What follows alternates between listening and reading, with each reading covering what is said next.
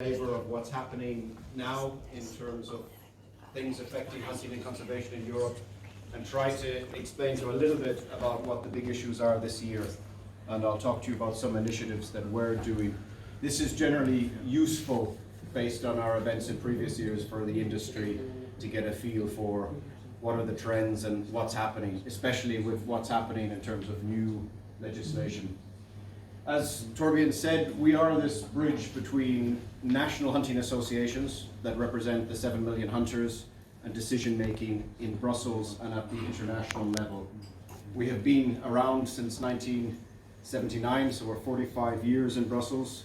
We have an office there with 14 staff, and I'll explain a little bit about how we work. We have a strong network with good access to decision makers. We're really working with the European Commission and the European Parliament. But as you know, the classical file in Brussels will require decision making by the Council, so by the governments, and that's how we work as a unit with our members. They influence in the capitals, we influence in the European Parliament and the Commission. You may ask why the need for a federation representing Europe's hunters in Brussels. Well, there's a lot happening, and there's never been as much happening than we have at the moment. This is a really nice way to show you, and for the average hunter in Europe, so the type of firearm and the categories of firearm that he or she can own, what you can put into a firearm in terms of whether it's lead or non-lead. You can see the duck, what birds you can hunt, when you can hunt them. There's now a new project looking at the sustainability of all bird hunting in Europe at the Commission level and at other international levels.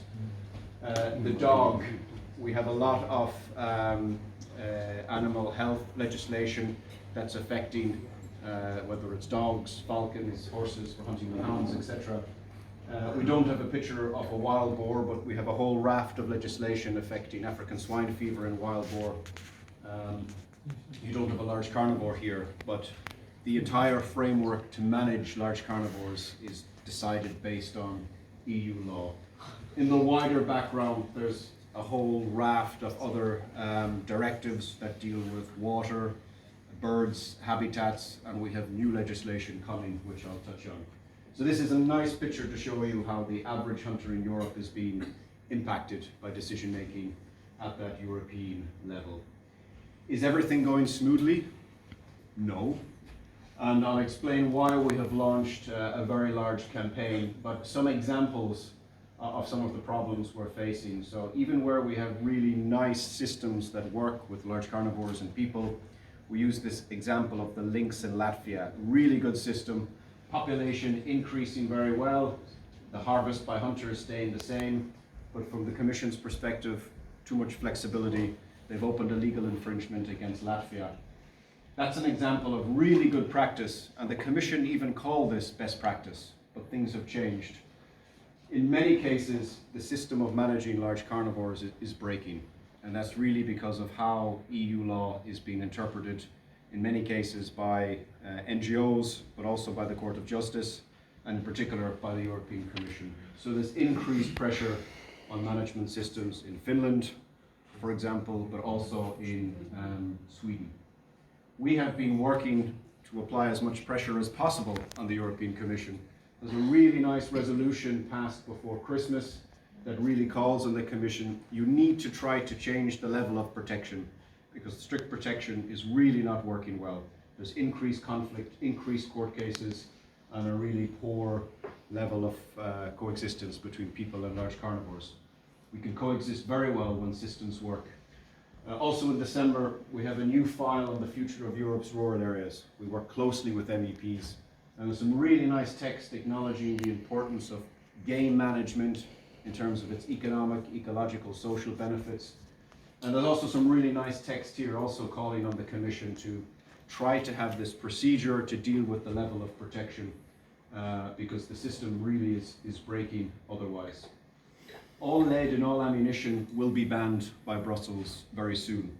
How this is being done has been quite problematic. We've had to take two cases to the European Ombudsman. once on the wetlands restriction and recently on the restriction on all lead in ammunition. purely because we weren't receiving fair play, we weren't receiving transparency, and the system wasn't working well. So this is really a matter of how lead will be banned, not whether. It's about derogation conditions, it's about transition periods, and this is going to be a really difficult battle this year, because there is a particular view that this should happen very quickly, and it should happen in a very narrow way. We had a proposal that was really problematic, and the context around what we call protected areas. 17% of the EU's land, actually about 25% if you take into account protected areas outside of this Natura 2000 network. Since the beginning, we've pushed this to be a pro-hunting network. But in recent years, we've seen increased problems. There's a new category of strictly protected areas. The world now is moving to protect 30% of the planet and 30% of our oceans. There should be no problem here. We are a force for good in protected areas. We have gathered 500 hunting-related conservation projects, and we know many of them are taking place in protected areas. But we had a proposal to ban hunting in this new category of strictly protected areas and fishing. So we had to engage here, and we had to engage with our members, to engage governments, and the outcome is positive for now. This problematic sentence is removed, but we need to watch this implementation. If there was a problem in relation to hunting and protected areas, and if it was justified by evidence, that's understandable. But there isn't evidence supporting a problem, and in fact it's the other way around. Hunters are doing good conservation work inside and outside protected areas. I mentioned birds. There's a list of 80 birds that are huntable in Europe. The challenge we have is half of them are in what we call a non-secure status, so half of them are declining. There's an entirely new project now to try and deal with sustainable hunting there. And we've been very active to ensure that's pragmatic. We're moving to the US model of what we call adaptive harvest management, or looking at the entire flyway. A country cannot really manage the hunting of a migratory bird by itself. That's why we need to work at the international level. We have increased problems. We have no case law on the Birds Directive with normal bird hunting, but the Commission has opened a case against France and Spain for failing to conserve habitat and for unsustainable hunting. And we have really argued that, why didn't you not take the Netherlands, Belgium, United Kingdom, when they were in the EU, or Germany to court? Is it okay for them to lose 90% of their birds? France and Spain haven't lost that much, and they have a lot of important conservation efforts by hunters. So why are these two member states in front of the court? And this is where we're really pushing for fair play, objectivity in decision making. There is a push really to end what we call regional or traditional hunting practices in Europe. And these are really important for, well, our members from Malta, but also Spain, France, Italy, and other countries. But this isn't these aren't Southern European practices. We have them in Finland for the spring hunting of eider duck. We had a case in Austria for the hunting of woodcock. But most of these are being tackled using the Court of Justice by the European Commission, and this is a big problem we have. We had the governments in the EU are required to submit reports every 6 years based on the status of birds and large carnivores and important habitat types, but they're also required to report water pressures and water threats. And we had some really problematic texts, actually coming from the European Environment Agency, that said hunting was packaged as being a major pressure on nature. But we crunched all of this data, and it's actually 0.66%. In December, we published a report on this, Is Hunting a Threat to Nature?, where we again looked in detail at the government reports and how they ranked hunting as a pressure or a threat. And that was really helpful. We could produce the evidence that it's not, and we have bigger things to look at.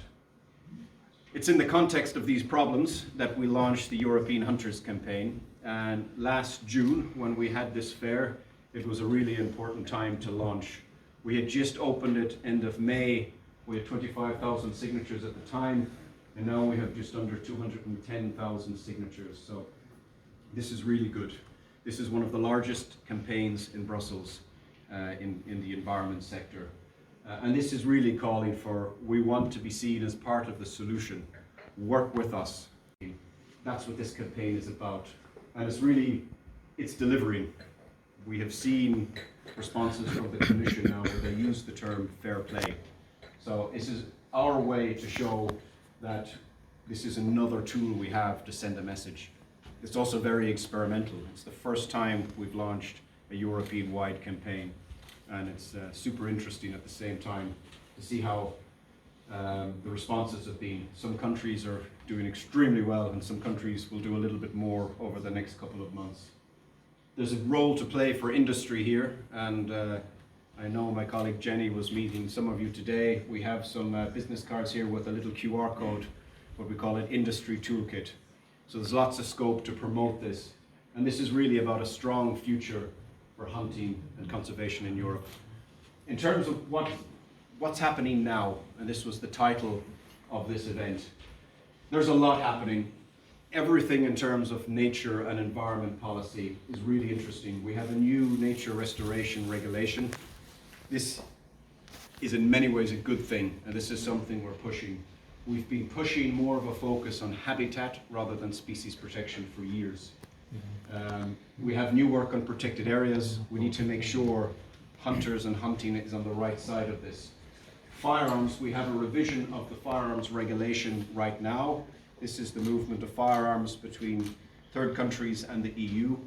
We've been engaged a lot in the revision of the firearms directive. We had all sorts of crazy proposals, including to have a minimum age by which you can acquire a firearm, etc. We really want to keep the diversity in Europe.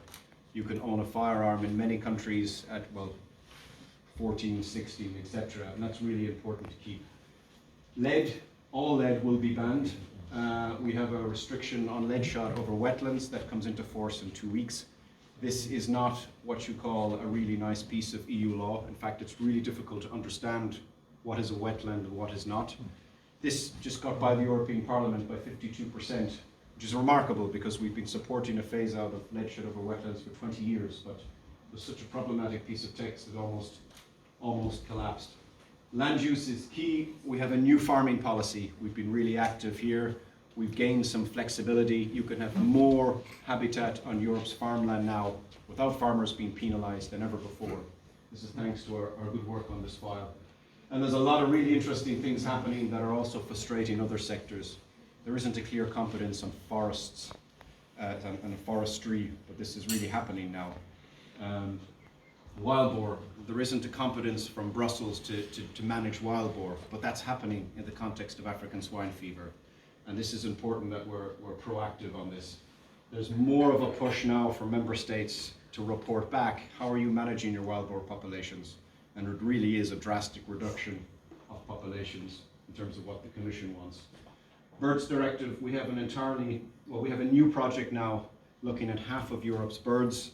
There's proposals to stop hunting all of them under the precautionary principle, and we're pushing a science-based, case-by-case approach, pushing adaptive harvest management, so we can have a more pragmatic approach to this. Large carnivores are almost at a tipping point. The wolf in most countries is in this Annex 4, it's strictly protected, and it's almost impossible now to have the type of systems we had a few years ago in Latvia. Sweden had a good management system for its wolf, but I wouldn't be surprised if Sweden was in court quite soon because of the Commission's view on this. And also protected areas. So there's a lot happening. There's some really good things in terms of how we can promote habitat restoration more. And this is important because one of the biggest threats we have to hunting is the collapse of small wild game populations. And that's down to the intensification of farming and the loss of good quality habitat and farmland. So that's absolutely core for small game. And for big game, populations are doing well, but the challenge is animal health. African swine fever and wild boar, which really has an important role from a Brussels perspective, but also avian influenza. We've had to engage a lot here with our members. That's being used. One of our board members described it as a weapon to really stop the releasing of game birds. And these claims haven't been based on, let's say, solid evidence between the link between releasing game birds and spreading to wild birds.